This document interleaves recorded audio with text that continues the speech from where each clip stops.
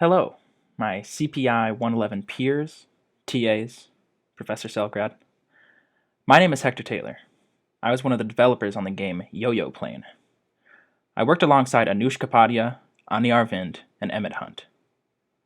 Before hopping into a discussion of what went right and what went wrong in our game development journey, Anush is going to give you a brief overview of the game's mechanics and gameplay. When broken down to its core mechanics, the game is simply about shooting the never-ending onslaught of enemies. Our game uses a very unique mechanic, which involves having to wind up a yo-yo for a more powerful throw. The game follows two main kinds of movements. The first is the plane's lateral movement, which the yo-yo follows regardless of whether it's in the air or not. And the second is the yo-yo's vertical movements. While watching the footage of the gameplay, you may notice that there's four kinds of bugs: a fly, a mosquito, a beetle, and a wasp. Each one of them has different kinds of mechanics. The fly will simply fly towards the paper plane and have no elements to it. However, the mosquito can shoot projectiles towards you.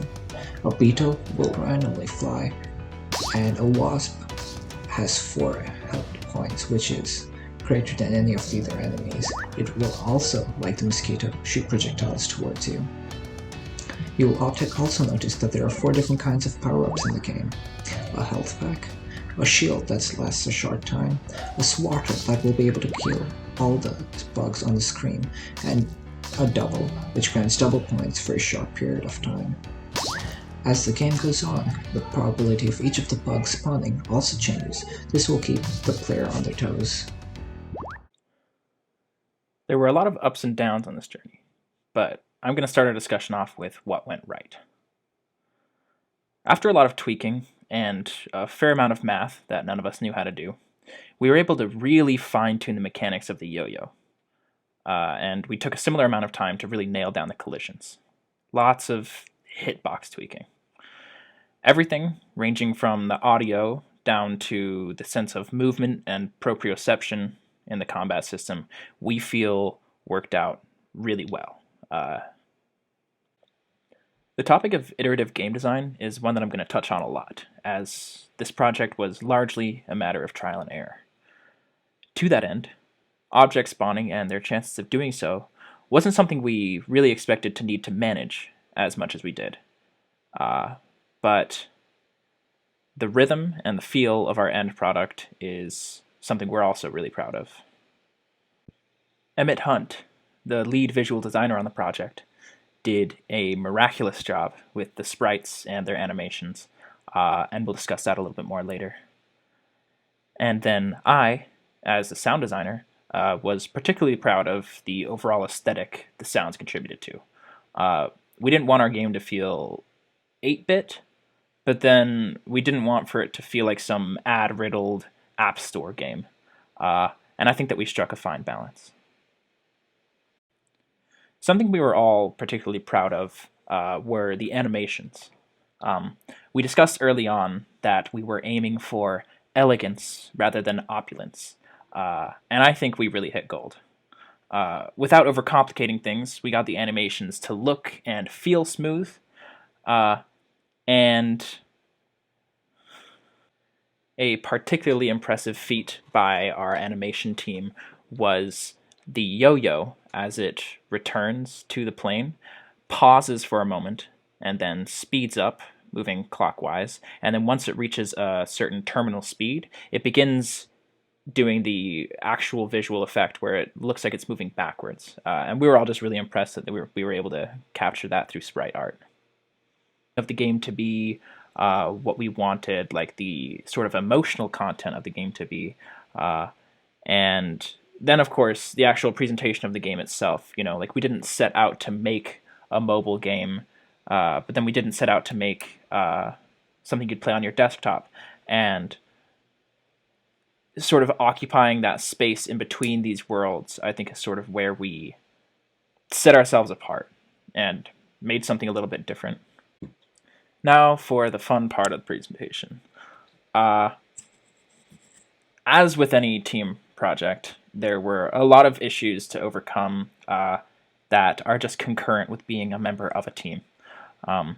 So the first one would be that the team was distributed across, I believe, 3 different time zones, which made it really difficult to coordinate in real time, as well as actually getting everybody to show up to the same meeting.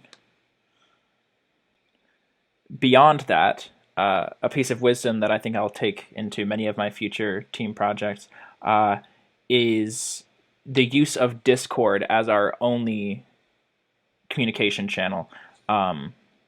Whatever it is about Discord as a desktop app, people just are not as responsive to it as they would need to be meeting goals and reaching deadlines the way we'd like to.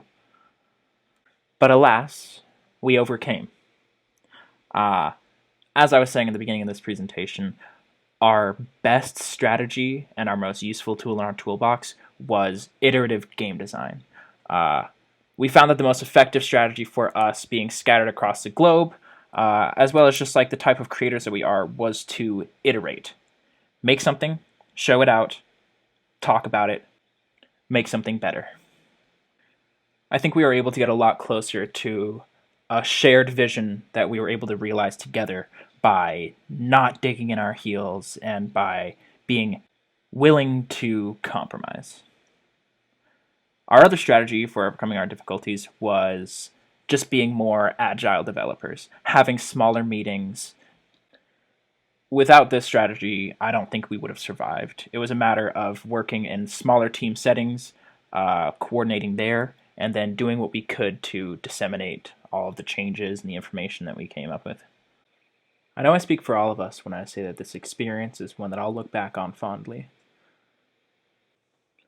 The 2 lessons we agreed we all took away from this experience was that it's difficult to set deadlines for things you don't know how to do, and it's important that you employ a forward-thinking mindset when thinking about those goals and thinking about those deadlines, because it's far too easy to say that something will be done by a time without knowing exactly how to do it. And then the second lesson is that caring about your end product makes working on it not only easier, but more enjoyable, more invigorating.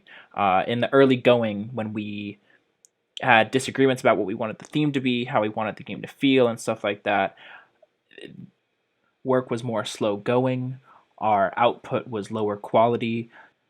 Once we finally nailed down a collective vision for the game, our quality of work went up, our productivity, our communication, all of that improved. And so I think that points to the idea that it's important to care about what you're making. Overall, we had an incredible time with this project, and we're really proud of the result. Thanks for watching, listening, and thanks for a great semester.